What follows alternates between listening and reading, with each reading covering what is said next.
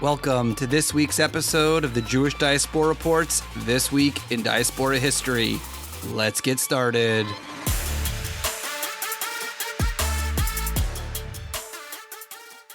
Third of Iyar, 1556, Ancona, Italy.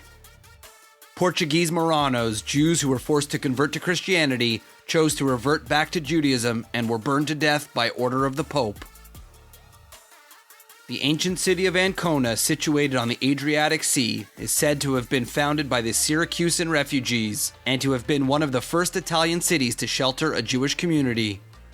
Jews started living in Ancona, Italy around 967. It appears that more Jewish residents coming from the Muslim-controlled East arrived during the 14th century. More Jews arrived from Germany in 1348. Here they dwelt in peace, enjoying perfect equality with Christian inhabitants and owning several schools, synagogues, and cemeteries. In 1427, a religious cleric named James of the Marcher unsuccessfully tried to force Jews of the town to wear a Jewish badge and restrict them into one street.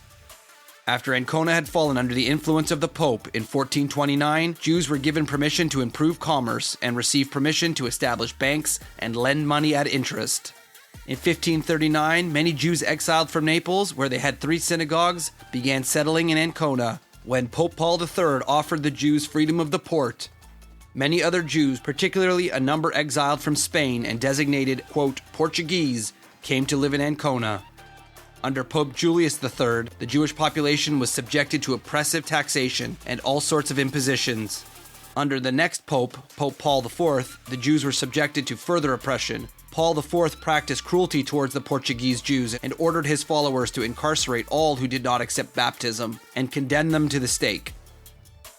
63 Jews, terrorized by the locals, renounced their faith. 23 men and 1 woman, whose names have been handed down in the chronicles, preferred death over apostasy. And these Jews were all hanged together and burnt in the Piazza della Mostra. Today, Ancona contains about 1,700 Jews in a population of about 30,000.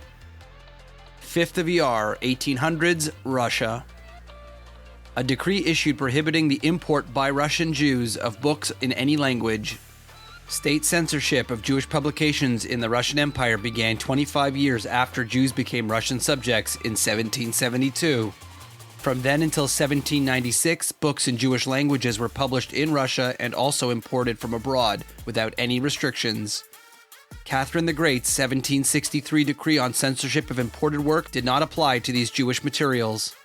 Officials in charge of maintaining public order, who according to the 1783 decree of independent publishing houses were responsible for monitoring the content of domestic publications. However, they were unable to scrutinize these books in Hebrew and Yiddish due to their ignorance of those languages. Moses Hezekiel and Ezekiel David Levy were the first state censors of Jewish works. They were assigned to the censorship committee in the Customs House in Riga and were appointed in 1797. Nevertheless, the monitoring of Jewish books, both imported and domestic, remained sporadic and ineffective.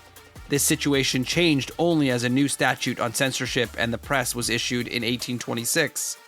In 1827, Wolf Tugendhold, the maskil and the graduate of Breslau University, was appointed censor of the Jewish language publications in the re-established Vilna Censorship Committee. Tugendhold played a significant role in both formulating principles governing the state censorship of Jewish language publications and in creating government policies regarding the Jewish question as a whole. His brother, Jacob Tugendhold, served for many years as censor of the Jewish language publications in Warsaw. For much of the 19th century, Jewish censors focused almost exclusively on religious materials. Conflicts arose principally with the Hasidic printing houses and publishers of mystical works. Censors eventually lost their former influence within the government and relinquished control over Jewish printing houses in the early 1900s. For the most part, their responsibilities were reduced to assembling summaries for local authorities. 6th of Iyar, 1013, Cordoba, Spain. Many Jews of Cordoba, Spain were massacred by the soldiers of Suleiman ibn al-Hakim. The city of Cordoba in Al-Andalus, now Spain, under the rule of Umayyad Caliph Hisham al-Hakam, was besieged, attacked, and finally conquered by forces under rival Umayyad claimant Suleiman ibn al-Hakam. Suleiman's victory and the massacres and sacking that followed have been linked to the decline and end of the Umayyad Muslim rule. In 1013, Cordoba surrendered and was conquered. Suleiman's Berber followers, who had already wrecked the palace at Madinat az-Zahara, sacked and plundered the city.